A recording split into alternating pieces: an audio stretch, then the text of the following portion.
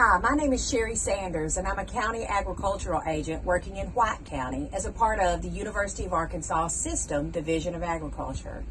This is Agriculture, and this series is meant to celebrate and promote women working in the field of agriculture in our state.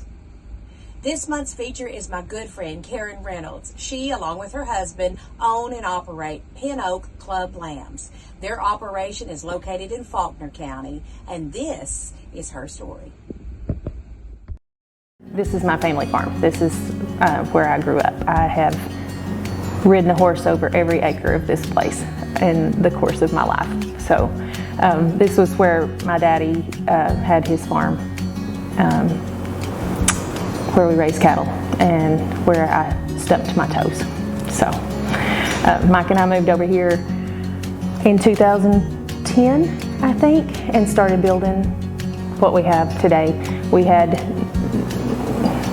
was just pasture ground is all it was, and hadn't been inhabited by anything. Daddy had sold out his cattle a few years before that, so it was pretty grown up and pretty tick infested, and just the wildlife had taken over. So we had to kind of just start from scratch and start clearing ground and putting fences up. We didn't even have fences at that time. So we struggled for several years with a worm problem, mostly because we were just running on small paddocks, and we learned quickly that you can't do that with small ruminants. You've got to have some rotational grazing, and you've got to get them off the ground. So we worked with NRCS for several years, worked with them on different projects every year, creating a lot of cross fencing and different small paddocks. So now that we can rotationally graze and keep our worm load is pretty non-existent at this point. So when we first started raising sheep, we were pouring wormer into them by the hundreds of dollars, and now we solely worm by Flamantia score and just worm what needs wormed. So we had, I think, 2 or 3 keeper ewes that we had just kept from our girls that had just shown. We kept those, and then we decided we needed a buck. If we were going to keep those, we had to breed them some way. So we bought a buck. We bought a buck from Randy Pirtle out in Oklahoma, Randy and Susan, and with that buck came 5 more ewes. So we had 8 ewes that first year, we think. We were trying to figure this out last night. And so that's how we started with that season.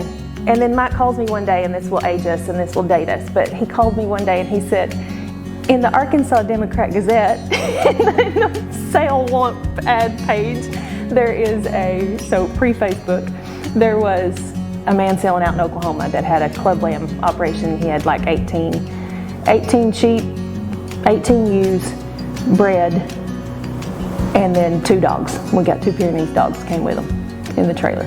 So Mike takes off to Oklahoma, hauls these sheep back. We have no facility, we have no plan, we have nothing ready for these sheep. And they are home maybe 2 weeks, and they start lambing. And they start dropping twins and triplets all over the place. And we don't have, and it starts raining.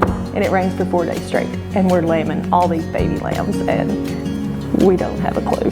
Not a single clue what we're doing, but we survived it, and we look back on it now and it's funny, and we learned a lot that year, and we realized we had to build some facility.